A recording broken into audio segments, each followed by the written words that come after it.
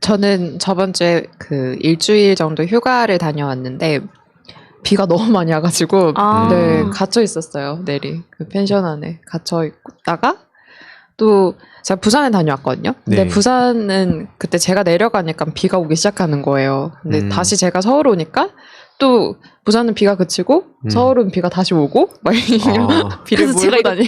땅땅님 때는 그런 거 아니냐고 했어요. 제가 비를 몰고 왔습니다. 그때가 그 한창 그 뭐지 물난리 좀 심해가지고 부산이 그때 가신 거예요? 그 다음 그러고 한 4일 뒤에 갔고 대전에 그때 한창 물난리 났었어요. 제가 부산에 있었을 때.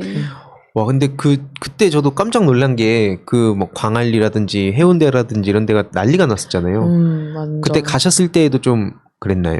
그때 제가 내려갔었을 때는 그 피해가 있고 난 후였고 그래도 비가 많이 왔어요. 진짜 수도꼭지 하늘에서 수도꼭지 열린 마냥 엄청 많이 왔어요. 그래서 결론은 그냥 서울에서 집에 있는 거랑 별반 다를 게 없이 약간 그래도 친구들 많이 만나고 네 좋았습니다. 네 좋습니다. 그 달타령님은 저는 유스타즈 이제 단체 활동이 이제 본격적인 활동 이제 시기 개시가 앞두고 있어서 그래서 같이 모여서 회의도 하고 그런 일들을 좀 했습니다. 저희가 8.15 때에 맞춰가지고 이것저것 플랜을 짜고 있는데 8.15 때 그 뭐 대통령 문재인 탄핵 뭐 그런 집회 대규모 집회를 그때 뭐 한다고 하는데 저희는 이게 정치적인 게 아니라 역사적으로 정말 이 8.15라는 그 날의 의미가 뭐 모여가지고 집회하라고 만든 날이 아니잖아요. 뭐 물론 집회가 잘못됐다는 건 아니지만 진짜 그 날을 기억해야 되는데 좀 엉뚱한 집회를 준비하는 사람들이 좀 있더라고요. 저희는 그래서 뭐 그런 거 신경 쓰지 않고 그분들은 나름대로 그 날을 특정한 이유가 또 있더라고요. 거기 사이트에 들어가 보면. 네. 평소에 많이 보시죠? 아니 평소에 많이 보는 건 아닌데. 네. 그분들이 왜 저렇게 하시나 항상 궁금하거든요. 근데 예전에부터 청국장 코너를 이렇게 하다 보니까 이제 저분들은 어떤 생각으로 저렇게 하시지 해서 이제 모니터링도 하고 찾아보고 하다 보면 저희가 볼 때는 무조건 다 퇴근기로 뭉뚱그려져 있는 것 같지만 나름대로 자기들 사이에서도 굉장히 대립점들도 있고 생각도 다 다르고 어떤 부분에 있어서는 네 그렇게 나름대로 합리적으로 스스로 생각한다고 생각한 지점이 있더라고요. 네. 오늘 좀 이따 그 얘기 한번 해주시면 좋을 것 같고 그 황영기님 소개 한번 부탁드리겠습니다. 네, 저는 법률사무소에서 사무장을 하고 있고요. 그리고 저희 달타령님하고 황희도님하고 함께 운영하고 있는 비영리 임의단체 유스타즈의 사무처장을 맡고 있습니다. 진짜 능력자예요. 제가 이따가 이것저것 말씀드리겠지만 일단 그 어떻게 보면은 최근에 제가 1배 고소한 거 말씀드렸잖아요. 1배 본보기로 2명 고소했는데 그것도 바로 저한테 고소장을 직접 해준. 그러니까 이게 고소라는 게 저는 이제 법적 지식이 많이 부족하기 때문에 할 수가 없잖아요. 네. 근데 그런 거에 대해서 또 제 이 글을 보시고 분노에 가득 차서 그렇죠?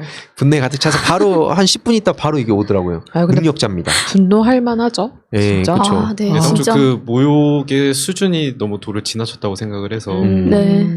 그래서 제가 앞으로 향후 여러 가지 계획을 하는 데에도 또 이 정말 고맙게도 이렇게 흔쾌히 이렇게 또 이런 소장을 도와줘서 개인적으로 진짜 되게 든든한 또 아군 그리고 또 청년이다 보니까 그 향후에 뭐 조금 이따가 2부에서 좀 말씀드리겠지만 어떻게 보면 법률이라는 게 되게 어렵잖아요. 법률 뭐 근데 그거를 이제 생활법률 좀 청소년들도 알아야 될 그런 법적인 내용들을 알기 쉽게 직접 오프라인 강연도 준비하고 있고 그래서 이번에 또 아무튼 큰 일을 할 친구입니다. 네.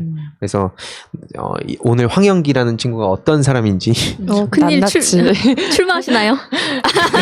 그거는 끝날 때 소개하실 때 왜 웃으셨어요? 너무 많이 웃으시던데. 너무 좋은 일이 많아갖고요. 네. 아무튼 그 오늘 얘기해볼 주제들이 좀 미리 말씀을 드리면 앞에 그 아까 피해 그 물난리 얘기를 하면서 자연스럽게 그 각하 얘기를 안 할 수가 없습니다. 네, 그래서 그 제 개인적으로는 어쨌든 그 일베 모니터링을 쭉 하고 있잖아요. 그 진짜 뭐 이따가 자세히 얘기를 해보면 더 황당해 하시는 분들도 많이 계시겠지만 자기들끼리도 의견이 충돌해요. 그 물난리 이 4대강 관련된 얘기에 대해서. 근데 어떤 이야기들이 있는지 좀 이따 자세히 들어볼 예정이고, 그 원래 휴가철이잖아요 지금이. 네. 그 휴가를 지금 다녀오신 건데 네. 예, 뭐 사실상 큰 의미 없었던 것 같고. 네, 비가 많이 와서 그죠? 그렇게 콕 집어서 네. 그냥 서울에서 있었던 거랑 별반 차이 없이. 네. 예. 그래도 친구분들 많이 만나셨고. 네, 좋았습니다. 친구들 만나고. 근데 이게 또 코로나 때문에 되게 그 많은 분들이 어떻게 보면은 휴가철인데 휴가의 기분도 못 내는 것 같아요. 지금도 네. 계속 비 일주일 내내 내린다고 하잖아요. 맞아요. 네. 좀 다들 어떠세요?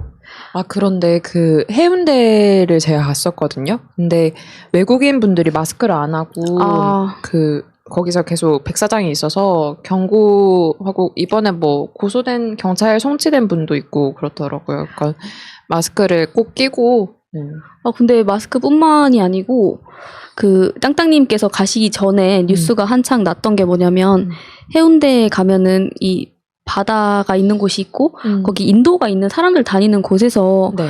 계속 폭죽을 터트리고 외국인들이 놀고 이러는 거예요. 위험하잖아요. 맞아요. 경찰들이 제지를 하는데 말도 듣지 않고 그런 문제들이 있어서 심각하다고 생각을 했는데 이번에 되게 웃겼던 게 뭐냐면 미국에서 마스크를 뭐 신제품처럼 나온 게 있었는데 그물로 돼 있어요. 안 낀 거나 다름없는데 이제 후기에는 안 쓴 것처럼 답답하지 않다고 시원하다고 소용이 없는 거잖아요 그거는. 근데 네. 와 그런 걸 보면서 새삼 우리나라의 사람들의 국민성과 이 민주 시민 의식이 얼마나 대단한가 진짜 대단한. 진짜 체감했습니다. 네, 대단하죠. 진짜. 이거 어떻게 보셨어요? 법률 전문가님. 이거 어떻게 안 되나요? 저도 전문가는 아니고요. 그 여러 가지 의미로 대단하네요.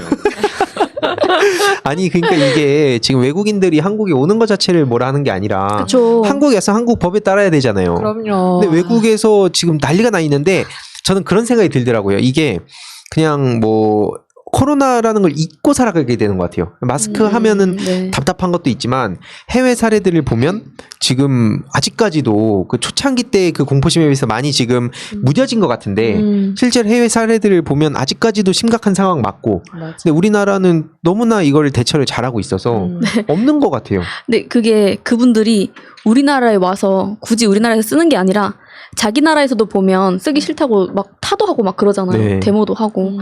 우리나라 사람들이 되게 대단하지 않나 그런 거 보면 생각 많이 들어요. 왜냐면 저희가 어떻게 보면 이 산업사회도 그렇고 민주주의 이런 거에 있어서도 되게 후발주자 느낌이 옛날엔 강했다면 요즘엔 오히려 진짜 선진국 중에서도 선진국이 아닌가 그런 생각이 많이 듭니다. 그렇죠. 뭐 또 독재에 대해서 지금 또 그 의미를 엉뚱한 데에서 갖다 쓰고 네. 최근에 또 뭐 메시지 낸 거 보면서 되게 황당했는데 오늘 또 여기 그 현기님이 나오셨기 때문에 너무 그런 깊은 얘기는 하진 않겠습니다. 헌법 얘기를 맡아주시면 되죠. 아 왜냐면 근데 이거는 우리 각자의 그 의견과 무관한 거니까 그렇죠, 현기님. 네. 아니 그 어디 휴가나 이런 거 그러니까 지금 주위에 좀 정치랑 무관한 사람들도 있을 거고 저처럼 막 되게 관심 있는 사람들도 있잖아요. 근데 좀 정치에 무관한 친구들이 네. 지금 어디 해외에 딱 휴가철인데 좀 어떻게 이렇게 보내고 있는 것 같아요. 본인도 그렇고. 저는 일단 뉴스타즈 본격적인 활동을 앞두고 있기 때문에 저는 아직 휴가를 다녀오지 못했고요. 그리고 제 친구들 같은 경우에는 웬만하면 국내 사람 없는 곳 위주로 골라서 다니고 있는 것 같아요. 그러니까 이게 참 어떻게 보면은 휴가인데 비만 계속 내린다 그러고 그리고 또 뉴스를 보다 보면 너무 가슴 아파요. 네. 진짜 되게 연세 많으신 분들 특히 허리 막 굽으신 분들이 물 어떻게든 퍼내는데 그게 들어오는 게 더 많고 그 막 사망자 속출 막 이런 걸 보면은 너무 되게 충격이고 가슴이 아픈데 뭐 아까 말씀드리려고 했던 이 4대강 얘기가 여기서 또 나올 수밖에 없는데 네. 누군가한테는 이 아픔, 이 고통이 그리고 이런 재해가 또 다른 누구한테 이제 정치적 공격거리가 되면서 되게 조롱하는 걸 볼 수 있었거든요. 야, 뭐 문재인 정부 뭐 4대강 보호 해체하더니 지금 이 물난리 난 거 봐라. 뭐 우리 각하가 정말 대단했다. 이런 얘기를 하는 사람들이 있습니다. 그러면서 갑자기 뜬금없이 이명박 시절이 더 나았다. 뭐 개인이 그렇게 생각하는 건 자유니까 뭐 그거에 대해서 제가 할 말은 없지만 그 4대강 얘기가 갑자기 소환된 거에 대해서는 좀 어떻게 보세요? 다들 이렇게 보셨어요? 네, 뉴스 기사에도 났더라고요. 그 내용이. 그 네. 대전에 지금 부가 있는데 그게 아직 설치가 되어 있는 상태예요. 그러면은 그때 MB 때 22조를 투입을 해서 어떤 취지로 이거를 만들고자 했었냐면 홍수 예방하자, 자연재해 예방하자, 그리고 경제 살리자 이렇게 해서 만든 거잖아요. 그런데 그게 뻔히 있는데도 범람해서 그때 한 명이 돌아가셨어요. 그러니까 이런 거 보면은 사실상 22조를 투입한 거는 효과를 못 보고 있다고 보는 게 맞죠.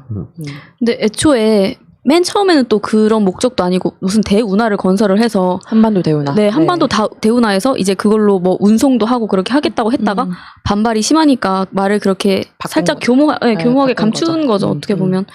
네. 근데 문제가 굉장히 많은 데다가 그분은 사실 그것뿐만이 아니잖아요. 너무 많아서 자원 외교도 그렇고 오히려 이게 규모가 너무 어마어마하다 보니까 사람들 실생활에서 체감이 잘 안 되는 부분이 있어서 좀 빨리 잊혀지는 게 아닌가. 그래서 저는 요즘에 물난리 때문에 재조명되고 있긴 하지만 예를 들어서 전에 다 쓰는 누구 겁니까 했듯이 지금도 사람들이 계속 입에 오르내리고 관심을 좀 많이 가져야 된다고 생각이 많이 됩니다. 보시는 분들께서 좀 관심을 많이 가져주셨으면 좋겠어요. 이명박에 대해서. 근데 관심 가지면 스트레스 받는다고 관심 가지면 싫다고 하는데 어떻게 해야 될지 모르겠어요. 저도.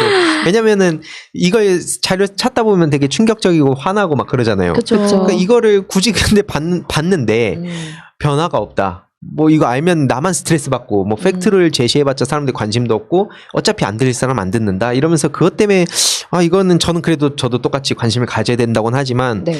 참 그만큼 이 문제가 해결이 안 되고 있고 그 사자방 유명하잖아요. 네. 4대강 자원외교 방산비리. 네. 근데 지금 이 앞에 말씀 주셨던 그런 댓글이 실제로 있었어요. 뭐냐면 다 쓰는 누구 건지 몰라도 4대강 사업은 MB의 가장 위대한 업적이며 그는 이미 1000명 이상의 임명을 구한 의인이다. 뭐 이런 주장도 있었고 진짜 네. 빠가네, 빠가. 이게 그리고 서로 자기네들끼리 의견이 충돌하는 것도 있어요. 재밌는 게 뭐냐면 일베에서 가져오신 거예요? 어디서 일베도 있고 여기 뭐 이런 몇 군데 기사 댓글 같은 거라든지 이거 취합해서 좀 그런 성향의 네. 댓글들이긴 합니다. 일반 국민의 댓글이라고 전 보지 않아요. 어쨌든 그들도 국민이긴 하고. 근데 왜냐면 이거 뉴스 기사를 봐도 그렇고 꼭 일베가 아니어도 커뮤니티에 저런 걸 굉장히 많습니다. 네. 지금 특히 4대강을 가지고 이제 MB 각하를 다시 소환시키면서 네. 약간 근데 그거 있잖아요. 옛날에 그 제가 글로도 쓴 적이 있는데 무드셀라 증후군이라고 과거의 기억이 미화되는 거. 그러니까 이명박근혜 정부 때 뭐 이런 점은 좋았지. 그러니까 이게 일상생활에서 살면서 다 그렇지 않습니까? 모든 분야에 뭐 내가 그때는 너무 싫었던 직장 옮기고 나니까 그때가 좋았고. 그러니까 막 그런 어떤 심리가 실제로 있다고 해요. 근데 그걸 무드셀라 증후군이라고 부르는데 그걸 가지고 지금 여기에 딱 대입해가지고 야 지금 우리 이렇게 힘든 거 그때 각하 때는 나았다 하면서 지금 4대강 갖고 오는데 자기들끼리도 충돌하는 지점이 뭐냐면 아까는 4대강 보해체 때문에 물 난리 났다 이러면서 막 까잖아요. 근데 또 다른 한쪽으로는 야 4대강 이 해안이 빛났다. 이 4대강을 설치한 덕분에 지금 이 정도밖에 그러니까 피해를 최소화시킬 수 있었다. 그러니까 이러면서 자기네들끼리 의견이 충돌하는 거거든요. 4대강을 그래서 설치를 해서 좋았다. 그러니까 뭔 소리를 하는지 전 모르겠어요. 그분들이 좀 그걸 봤으면 좋겠어요. 저희 예전에 삽질 영화 보러 갔었잖아요. 네네. 그 내용을 조금 보셨으면 좋겠어요. 약간 전혀 팩트와 먼 얘기를 하고 있고 여기에 대해서 문제가 뭐냐면 그 교수들까지도 부역을 하는 거예요. 정권에. 그래서 그때 MB 정권 때 박석순 이화여대 교수 네. 있었잖아요. 그분도 가짜 뉴스를 계속 만들면서 본인이 그때 자리를 하나 하고 뭐 한경 원장은 뭐 하나 했었어요. 하고 그때 성함이 어떻게 됐었지? 기억이 안 나. 누구였지?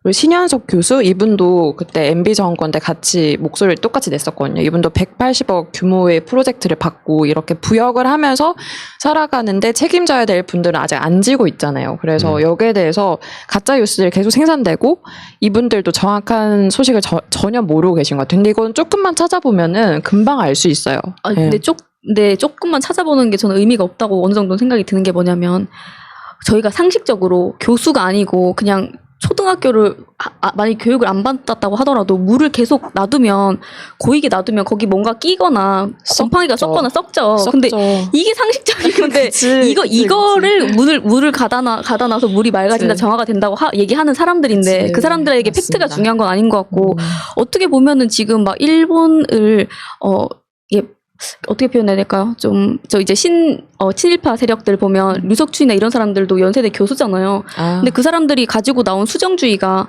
갑자기 그 사람들이 갑자기 새롭게 갖고 온 게 아니고 뉴라이트가 계속 가지고 있었고 반박을 심지어 팩트체크를 계속 당했는데도 그걸 우겨대니까 이 부분에 있어서는 좀 되게 저희가 생각해봐야 될 것 같아요. 어떻게 대안을 찾아나갈 수 이게 정쟁거리가 되는 게 되게 안타까운 것 같아요. 네. 사실을 기인해서 지금 확실히 환경이 썩어가고 문제가 생기고 있는데 분명히 여기에 대해서 지금 홍수도 뭐 제대로 못하고 막지 못하고 문제들이 정말 팩트로 그대로 다 드러나고 있는데 이거를 못 보고 있는 거잖아요. 그건 되게 안타깝죠. 그렇게 만들고 있죠. 그 지금 모든 사건들을 보면 다 그런 것 같아요. 예를 들어서 네.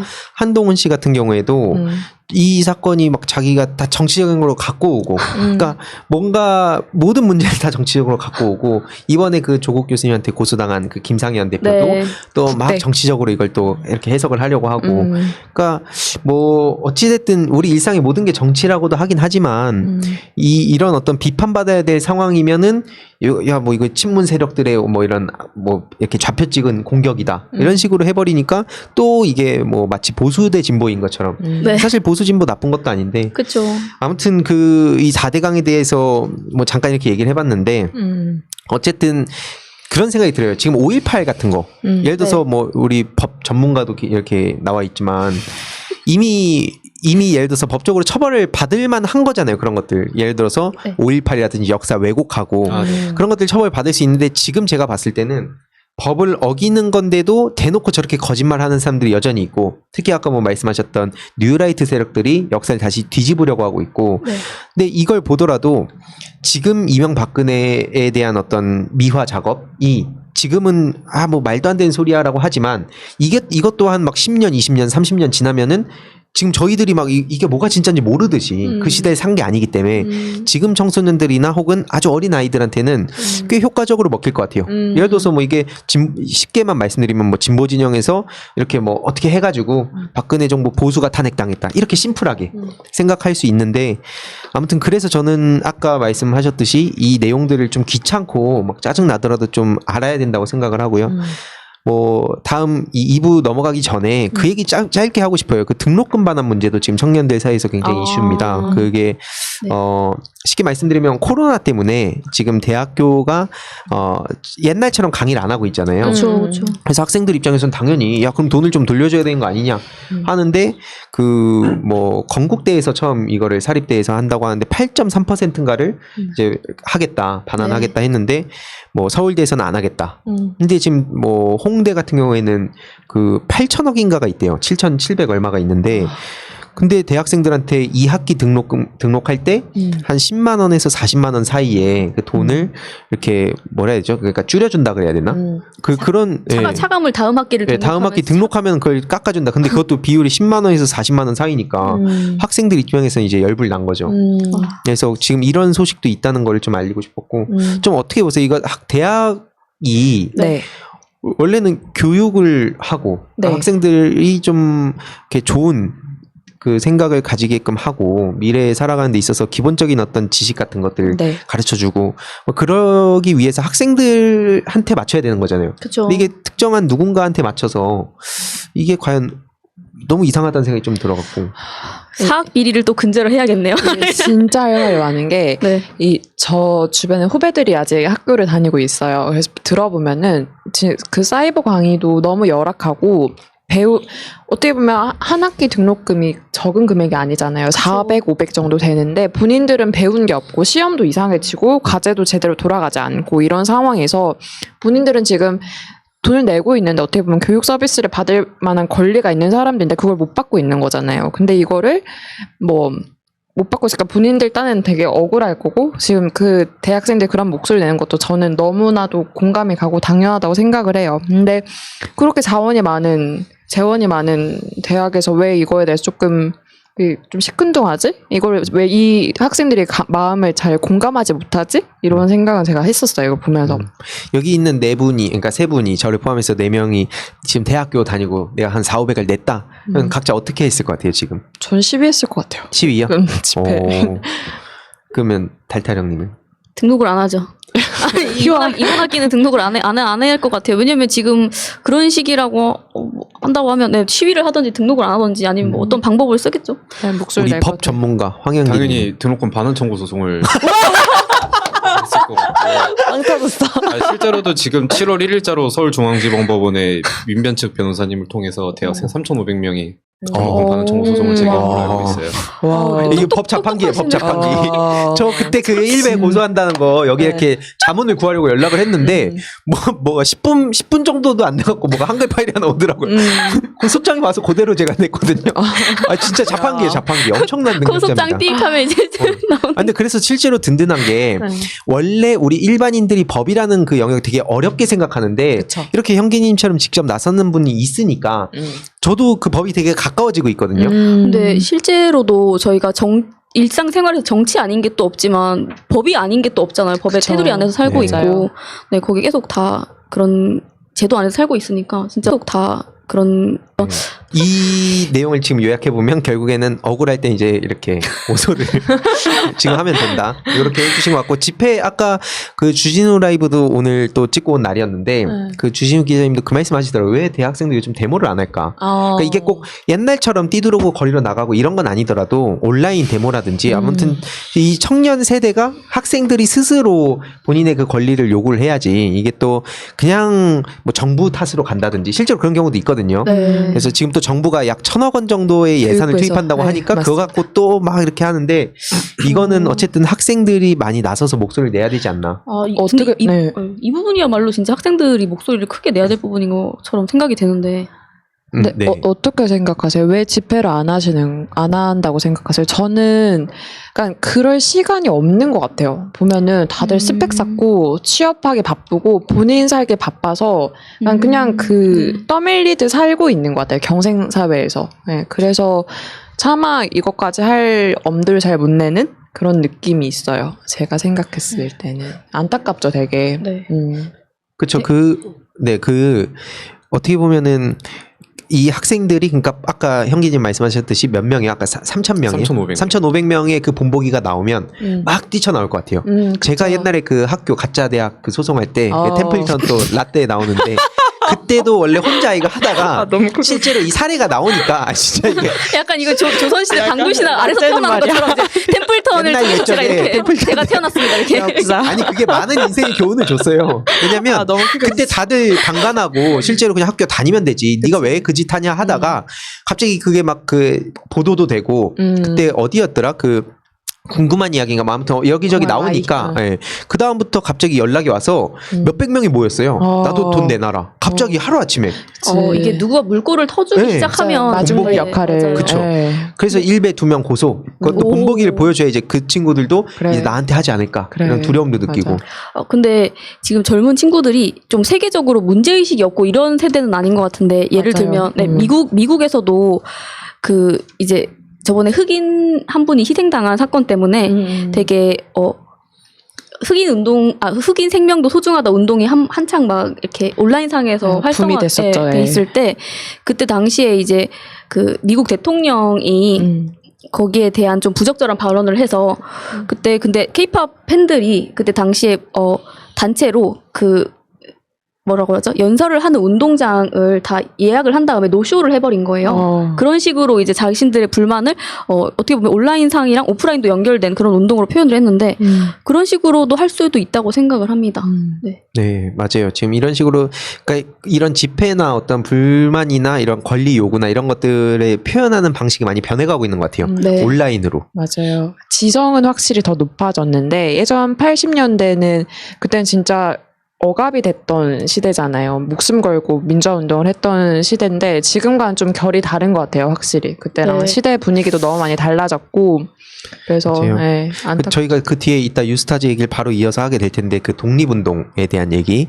근데 그거에 앞서서 독립운동 하던 때의 어떤 시위운동과 또 민주화운동 그리고 지금 오늘날 이게 그리고 그 다음 세대들 계속 바뀌어갈 거거든요. 결국에 중요한 것은 주체가 청년이 그때마다 청년들이 굉장히 큰 역할을 했는데 네. 좀 놀라운 것은 지금 박주민 후보님이 47세인가요? 근데 이 정치권에서는 아직도 애기 취급받는 어린데 무슨 대표냐 이런다는데 그 김대중 전 대통령부터 해서 막 YS 이런 분들 다 40대 막 이렇게 한참 어릴 때부터 정치하고 그러니까 그런 거 보면 이제 나이를 가지고 청년이다 아니다 규정 짓는 건 아닌 것 같고 아무튼 뭐 청년에 대한 얘기를 하려다가 뭐 계속 이게 더 산으로 가고 있는데 네. 아무튼 중요한 것은 그건 것 같아요. 청년들이 좀 나서서 목소리도 내고 그런 청년들을 보면서 네가 아직 어린 놈이 뭘 알아 이런 식으로 가르치려고 하기보다는 어쨌든 그 자체를 인정을 해줘야 더 많은 청년들이 본인의 어떤 부당함에 있어서 맞서 싸우지 않나. 그리고 말씀하셨듯이 되게 많은 청년들이 무관심하진 않은 것 같다. 저도 그렇게 생각을 합니다.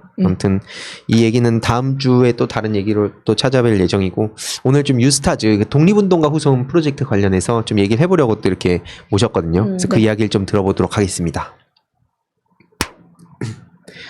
네, 우리 법 전문가 형기님. 네, 그 우리 독립유공자 후손 네. 그 기록하고 그리고 또 처우 개선하고 이런 프로젝트를 지금 하는데 거기서도 법적인 것들 뭐 단체 설립부터 해서 모든 법적인 내용들을 검토를 하고 있어요. 특히나 그 곽상도 씨를 비롯해서 저를 꾸준히 모니터링하는 사람들이 많기 때문에 아주 하나부터 뭐 10까지 다 건드리려고 할 거란 말이에요. 그래서 이 법적인 영역 사소한 것까지도 다 체크하고 굉장히 디테일하게 이걸 하려고 준비하고 있는데 거기에 이제 천군만마를 얻은 거죠. 진짜 든든한 지원군이네요. 네. 진짜 능력자세요. 근데 아까 자판기라고 표현을 하셨는데 진짜 실제로 보면 진짜 대단하십니다. 사실 그렇게 복잡한 업무는 아니기 때문에 네. 겸손하시네요, 심지어. 그러니까 아니 뭐가 근데 뚝딱하고 오더라고요. 그래서 이 독립운동가에 대한 그러니까 누구나 알잖아요. 독립운동가 대단했지.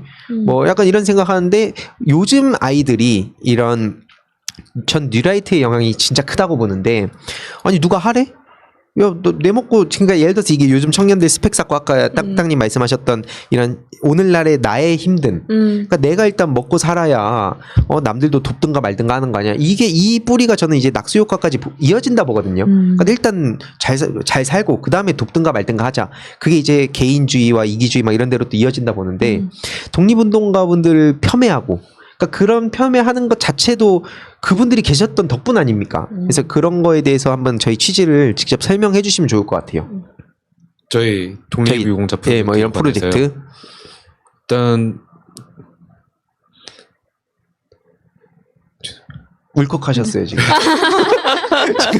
울지 마세요. 그 제가 그럼 취지를 좀 설명드리면 네, 황희도 회장님께서 회장님 아니에요.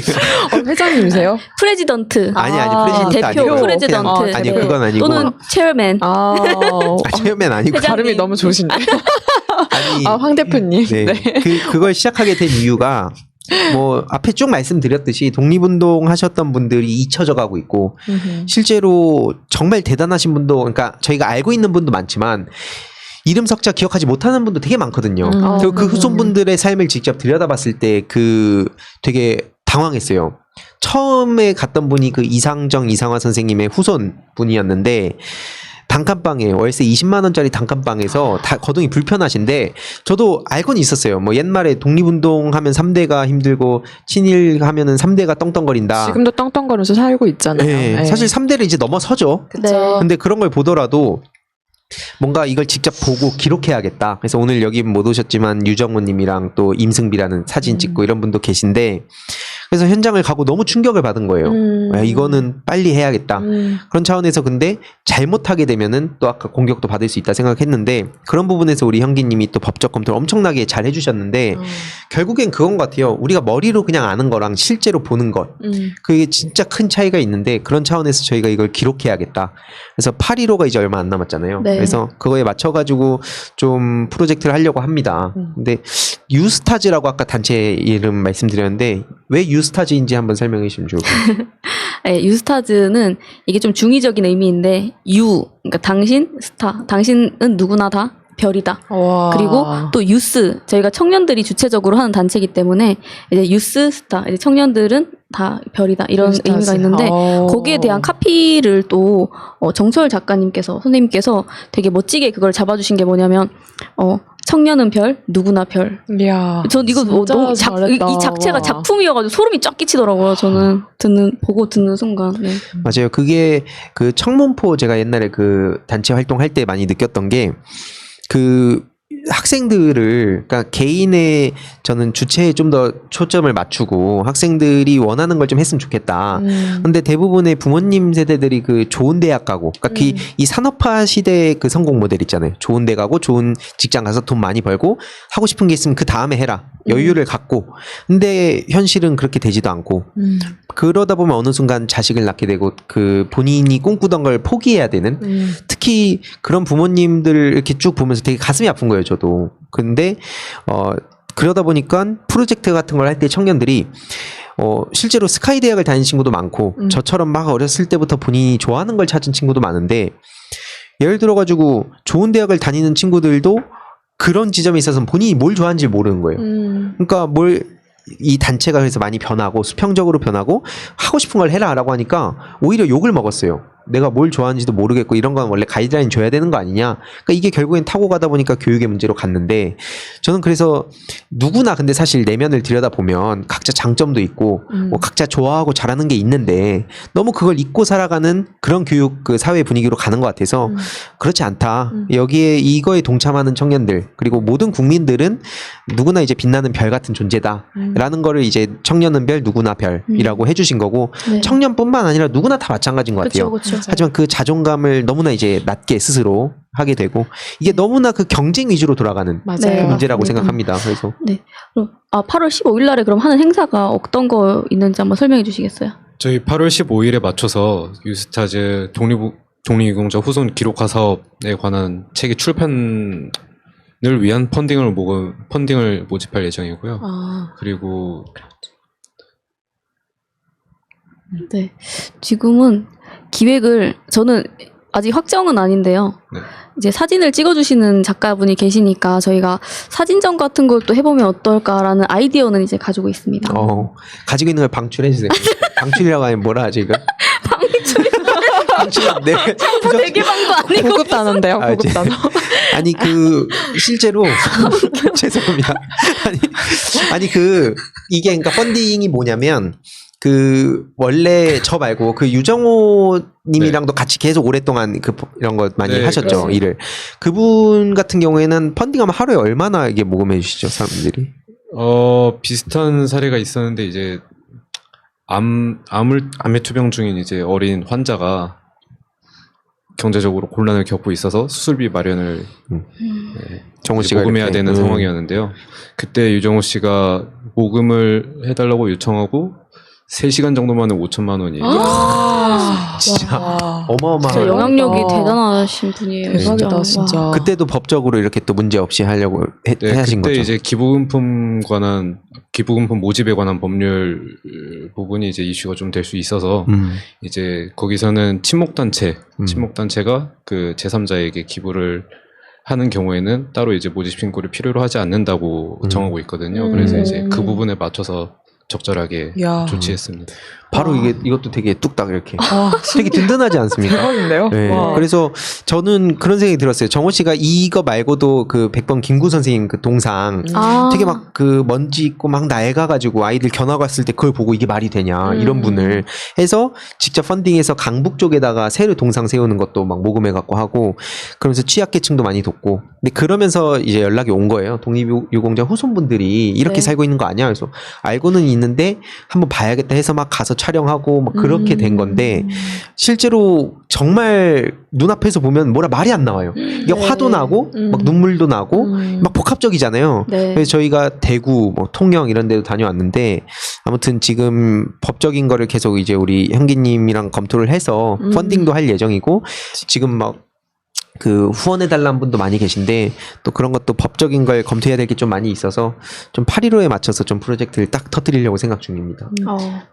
네, 지금 저희가 그러니까 저 단체가 청년들로만 이루어져 있어요. 근데 저 청년들만 할 거야 이런 개념보다도 저희가 뭔가 주체적으로 이제 이런 활동이나 운동 이런 시민운동이라고 해야 될까요? 이런 참여 운동에 있어서도 뭔가 좀 새롭게 해보자 이런 생각을 저희가 가지고 하고 있거든요. 예를 들면 예전에는 별로 문제가 안 될 만한 것들도 지금 이제 감수성이라고 해야 되나 이런 게 좀 자꾸 변해가면서 시대가 변해가면서 좀 더 엄격한 기준을 요구하고 이렇게 되고 있잖아요. 그래서 네. 실제로 뭐 여러 시민 단체들이 많지만 그리고 그 시민 단체들이 사회에 기여한 바도 굉장히 크지만 이제 점점 좀 어느 정도는 좀 부족했던 부분이 있다고 하면 그런 부분들은 이제 저희가 새롭게 시작을 하는 단계에서 좀 개선하고 고쳐가고 저희가 좀 진짜 열심히 해보자 해서 지금 현기 씨가 굉장히 역할을 많이 해주고 계세요. 근데 네. 법률적인 거는 진짜 하나도 저희가 틀린 거 없이 하려고 하고 있고. 네. 그거 한번 얘기해 주시면 좋을 것 같아요. 실제로 그 후손 분들 중에 그 이런 어떤 금액이 어떤 분한테 가는지 지원금을 예, 지원금 네. 한 분한테 가는 이게 그거. 지원금이 형제자매 또는 유족이 많을 경우에는 다 배분이 돼야 된다고 개인적으로는 생각을 하는데, 근데 이제 실제로는 독립유공자 후손 중에 한 명, 그 장남 한 명한테만 지원금이 가는 걸로 알고 있거든요. 네. 네, 이 부분은 굉장히 부적절하다고 생각합니다. 네. 그래서 이런 거를 어떻게 하면 이 문제를 좀 바꿀 수 개정할 수 있을까? 그래서 직접 뭐 처우개선 저희가 직접적으로 해드리는 것도 한계가 있고 이걸 지속 가능하게 하려면 법을 바꾸지 않으면 불가능하기 때문에 그렇죠. 그런 부분도 이제 계속 조언을 구하고 있고 이게 또 충돌하는 경우도 있잖아요. 기초생활수급자이면서도 이 네. 대상이 됐을 때 뭐 그게 또 일을 하게 되면 또 기초생활수급 이 비용을 못 받는 경우도 있고 해서 일을 포기해야 되냐 이걸 포기해야 되냐 이런 경우도 있고 아무튼 되게 복잡한 것들도 많고 해결해야 될 게 참 많은데 그 부분에서 나중에 법적인 어떤 우리 메시지를 내게 되면 다 이 현기님의 이 역할 네. 노력이라고 봐주시면 될 것 같아요. 근데 진짜 어떤 부분에 있어서는 그리고 저희가 한번 생각해봐야 될 지점이 있다고 생각되는 게 뭐냐면 예전 N번방 사건 같은 게 있을 때도 그 피해자들에게 뭔가 완전 무결한 거를 강요하는 심리가 있는 것도 같아요. 그래서 저희가 이렇게 유공자분들이 대부분은 진짜 이 통계로도 나와 있잖아요. 교육 수준이나 생활 수준 같은 게 이 수입 같은 게 굉장히 낮다는 거가. 근데 뭔가 저희가 그분들을 바라볼 때 그분들은 뭔가 조금만 이게 정상적인 집에 살면 예를 들어서 폐지 줍는 분이 아니시면 먹고 살만 하네라고 생각하는 분들도 혹시 계실지도 모르겠는데 근데 그거를 저희가 이 친일파들이 지금 어떻게 떵떵거리고 살고 있는지를 한번 비교해서 생각을 한번 해보면 좋을 것 같다는 생각이 많이 들었습니다. 맞지? 좀 어떠세요, 땅땅님? 그러니까 독립유공자분들 저도 스스로 지금 들으면서 생각을 했던 게 내가 지금 알고 있는 독립유공자의 이름은 뭐가 있지 이런 생각이 드는 거 진짜 많이 없어요. 없고 네. 여기에 대해서 저 역시 조금 반성하게 되는 부분이 있고 그리고 그분들의 공에 대해서 확실히 미래 세대에서 좀 정확하게 알고 지냈으면 좋겠어요. 저희 세대는 여기에 대해서 크게 와닿지 않았잖아요. 그러면 점점 더 희미해질 가능성이 높다는 거잖아요. 중간에서 저희가 그런 다리 역할을 하지 못하면 저 유스타즈에서 좀 잘 해줄 거라 저는 믿습니다. 지금 몇 분 정도 모였어요, 그러면? 지금 이게 좀 이제 실무적인 행동을 하는 분들 몇 분 하고 이제 거기서 연대를 하시는 분들하고 저희가 굉장히 체계적으로 좀 많은 분들과 함께 할 수 있도록 이 활동을 준비 중입니다. 지금은 단 5명 정도가 있는데 저한테도 그렇고 뭔가 같이 해보고 싶다는 건 많은데 저희끼리 일단 이 기초를 잘 다져놓지 않으면 나중에 되게 혼란스러울 것 같은 거예요. 특히나 지금 아직 공개하긴 그렇지만 인플루언서분들, 그러니까 구독자 막 100만, 200만 되는 분들도 되게 많이 있어서 그분들이 좀 단체에 막 적극적으로 이렇게 참여하는 건 아니더라도 이 프로젝트 독립운동가 후손분들 그것도 정철 작가님이 카피 그 슬로건 해주셨잖아요. 네. 그 가난은 훈장이 아니다. 뭐 여기서 독립운동가의 그 가난은 훈장이 아니다. 약간 이런 메시지인데 아무튼 그런 프로젝트에 같이 동참해서 뜻을 함께 해줄 인플루언서들이 많은데 전 이게 되게 좋다고 본 거예요. 왜냐면 요즘 아이들 같은 경우에는 부모님이나 뭐 학교 선생님 말씀 안 듣잖아요. 인플루언서가 이렇게 이거다 이러면 이게 맞구나 라고 인식하는 게 많아서 그치. 이런 의식 있는 인플루언서들을 많이 좀 칭찬도 해주시고 또 그 과정에서 뭐 개인 방송하는 친구들이 좀 보기 막 싫을 수도 있어요. 뭐 일부 뭐 몇몇 네. 채널들은 뭐냐 저게 저렇게 뭐 애들 장난도 아니고 이렇게 할 수 있지만 그럼에도 불구하고 이들도 역사 문제에 관심이 있고 또 의식이 있고 이렇게 깨어있는 청년들을 저희가 많이 응원하고 발굴해야 그렇게 해야 전 뉴라이트와의 싸움에서 이긴다 보거든요. 저는 결국에 이게 뉴라이트와의 싸움이 될 수밖에 없다 생각해요. 결국에는. 그래서 이게 참 쉽진 않지만 계속 한 단계 한 단계씩 밟아가면서 결국엔 우리가 그래서 독립운동가 후손만 돕자는 게 아니고 미디어 리터러시 교육, 유튜브 네. 양성, 네. 그리고 뭐 환경 문제, 뭐 이따 환경 얘기 한번 해보시면 좋을 것 같은데 아무튼 그런 여러 가지 플랜들을 또 갖고 있다. 네, 환경에 대해서 한번 얘기해 주시면 좋을 것 같아요. 환경에 대해서 이제 점점 근데 젊은 분들이 오히려 환경 감수성이 굉장히 높으신 것 같아요, 요즘에는. 근데 예를 들면 요즘에 이제 뭐 다들 머리로는 알고 계시겠지만 저희가 카페에서 뭐 음료 하나 사 먹는 거 다 플라스틱이고 빨대도 다 플라스틱이잖아요. 근데 이제 얼마 전에도 보니까 제주도에서 이제 뭐 돌고래들이나 이런 바다 생물들이 암에 걸리고 이렇게 한대요. 원래는 암이 안 걸리는데 그만큼 오염이 되고 막 지느러미 같은 것도 이제 찢겨 나가고 그렇게 살 수가 없는 상황이 되고 하는데 이제 그런 것도 이제 저희가 이제 뉴스타즈나 청년단체 활동을 통해서 이제 그 활동 범위에 포함을 시켜가지고 좀 저희가 거기 역할을 좀 할 수 있는 게 없을까 생각을 하고 있습니다. 지금 뭐 민주당이나 정부에서도 그 K뉴딜, 한국형 뉴딜 지금 네. 엄청 공 많이 들이고 있더라고요. 맞아요. 그래서 디지털, 그린, 네, 고용사회 안전망 이렇게 세 가지 축으로 해가지고 그 한 축에 이제 그린이 들어갔다는 거. 그래서 환경 문제가 그만큼 이제 새로운 어떤 진보 진영의 아젠다가 됐죠. 이제. 이미 됐죠. 네. 이동학이라는 그 촌장님 한 분 계세요. 지구 촌장님. 쓰레기책. 네. 그분 그 전 세계를 막 돌아다니면서 그 사진으로 찍은 게 있어요. 그러니까 확실히 저도 이게 임팩트 딱 오더라고요. 네. 그러니까 독립운동가 후손분도 머리로는 힘들게 사실 것 같은데 어떻게 지내지는 모르잖아요. 근데 그거를 그래서 책으로 준비하는 이유도 이분들이 실제로 얼마나 힘든 환경에서 살고 계신지 뭐 물론 다 그런 건 아니지만 그런 것들을 막 책으로 남겨가지고 그런 펀딩하신 분들한테 책이랑 또 배지랑 그다음에 저희 이 유스타즈 친구들 좀 직접 만나고 싶어하는 분도 되게 많으셔서 그런 북 콘서트까지도 좀 최대한 할 수 있는 그런 걸 좀 기획을 하고 있습니다. 한 연말이나 내년 초쯤에 기대되네요. 와, 대박인데. 영혼이 아예 없는 거 아니에요? 아니에요. 영혼을 듬뿍 담았네, 지금. 좀 더 담으셨으면 좋겠습니다. 우와. 네, 아무튼 우리 그 법 자판기 황영기님이 이렇게 진짜 이런 게 디자인도 그렇고 법도 그렇고 이게 티가 안 나거든요. 겉으로 봤을 때. 그 뒤에서 실무적인 것들이 주로 많고 근데 이런 한 분 한 분들이 계신 덕분에 저는 우리 사회가 굉장히 밝아질 것 같다. 그래서 이런 분들 유튜브라든지 이런 거 하면 또 많이 구독도 해주시면 좋을 것 같은데 유튜브는 안 하세요? 아직 준비하고 있는 중에 있습니다. 굉장히 기대됩니다. 그 강연 같은 것도 계획 중이시잖아요, 아이들. 네. 어떤 거 준비 중이신지 말씀하시면 이제 좋을 것 같아요. 아까 말씀하셨던 모욕 관련한 문제가 있는데요. 이제 요즘 세대에서 인터넷에 댓글 달고 이제 댓글이 이제 어느 정도 모욕의 수위가 네. 지나친 경우가 상당히 많거든요. 근데 이제 이거를 마치 범죄가 아니라 학급에서 친구들끼리 장난치고 욕하고 노는 정도의 수준으로 생각하고 있는 아이들이 많은 것 같아요. 그래서 이게 모욕도 명확하게 범죄라는 걸 인식시켜주고 네, 필요하겠다. 네. 와, 이거 진짜 필요한 그렇다면 것 같아요. 이제 네, 요즘 또 어린 아이들 꿈이 유튜버 네. 있지 않습니까? 그래서 네. 이제 본인들도 분명히 이제 나이를 먹고 유튜버가 돼서 이제 어떤 영상 활동을 하게 된다면 이제 그 자기가 했던 그 모욕적인 댓글들을 다는 행위에 대해서 굉장히 충격을 받고 상처를 받을 건데 이제 뭐 본인 스스로도 위해서 옳지 않다는 걸. 도움이 될 거라고 생각합니다. 아, 좋습니다. 이게 몇 번 이렇게 보여줘야 돼요. 맞아요. 이게 네. 어떻게 되는지를 맞아. 왜 웃으시죠? 아니 그냥 너무 보여줘야 돼요. 템플턴이 또 생각나가지고 제가 보여주면 달라집니다. 저는 걱정 되게 많이 하시잖아요. 이 새날 저도 쭉 이렇게 영상 뭐 청국장뿐만 아니라 이렇게 채널 쭉 보다 보면 그 걱정 많이 하세요. 야, 이러다가 진짜 우리 청소년들 어떡하냐. 근데 이 청국장 이 청년들 보면서 그래도 힘을 얻는다. 이런 분들 보면 그게 엄청난 힘이 되거든요. 우리 황영기라는 친구도 이렇게 이름 석자 기억해 놓으시면 나중에 또 어떤 일 하고 있을지 모릅니다. 채널을 개설하시면 다음에 꼭 한번 나와주시는 걸로. 네.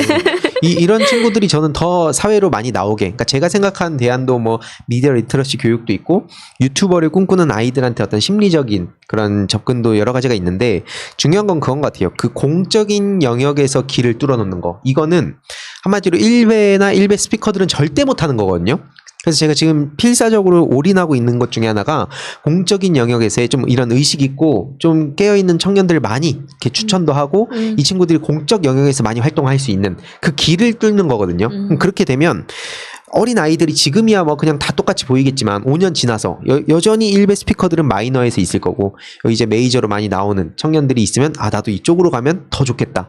기본적으로 유튜버를 꿈꾸는 게 돈과 인기인데 그래서 돈도 없고 인기도 없고 정말 바람직한 청년들이 많이 있다라는 길을 만들어 놓으면 향후 저는 굉장히 기대됩니다. 근데 진짜 맞는 말씀이신 것 같아요. 일베는 어차피 마이너예요. 공적으로 나오질 못하거든요. 네, 본인들이 창피한 걸 알기 때문에. 네. 그 무슨 밭 하시는 분이 네. 뭐뭐밭에 하시는 분이 아. 나오시려고 하다가 안 되셨죠? 호밀밭에 네, 호밀 밭에 네, 네, 그분. 맞습니다. 아니 근데 진짜 이거 웃긴 게 그때 실컷 그 미래통합당 그때 당시에 자유한국당 엄청 옹호하고 응원하다가 막상 이제 저 총선기획단 들어오고 야 우리는 왜 없냐? 그래서 갑자기 적이 돼가지고 자유한국당 망해라 이러더라고요. 애초에 그러니까 그 목표가 뚜렷한 거잖아요. 너무 웃기더라고요. 그래서 저는 그구나 어떤 가짜뉴스 유튜버들은 오히려 시간이 지날수록 이 미래통합당과 충돌할 수밖에 없다고 이 네. 태생적으로 그래서 그치. 전 이건 팝콘 들고 봐도 좋다. 저는 그렇게 생각합니다. 여담인데 요새 미래통합당도 그쪽 유튜버들이랑 예전에 20대 국회 때는 좀 가까이 서로 지냈거든요. 서로 막 나경원 원내가 이렇게 부르기도 하고 이랬었는데 국회에 이제는 아예 선을 그걸 언급을 안 한대요. 본인들도. 네. 그렇죠. 뼈저리게 한번 당했으니까. 그러니까 한번 당했잖아 이제. 네, 좋습니다. 아무튼 뭐 정말 오늘도 정신없이 시간이 갔는데 오늘은 좀 어떠셨어요, 현기님?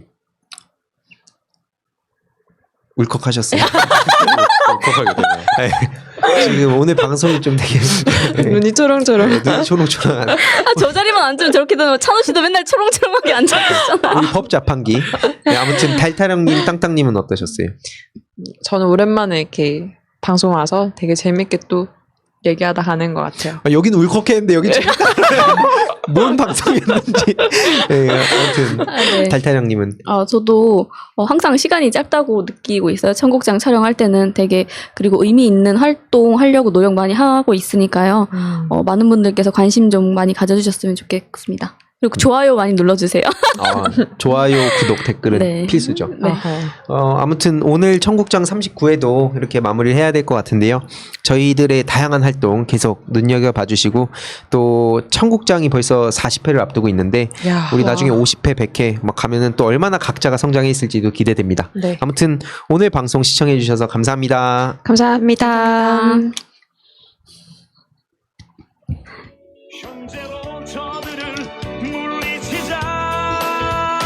바이러스에게는 수고하셨습니다. 마스크가 없다. 어서 가자. 바이러스보다 먼저. 그러니 내일보다 먼저 가자. 우리들의 희망을 형제이게 하자. 설령 그것이 내일이라 해도 현재로 저들을 물리치자. 바이러스에게는 마스크가 없다. 어서 가자. 바이러스보다 먼저. 바이러스에게는 마스크가 없다. 어서 가자. 바이러스보다 먼저.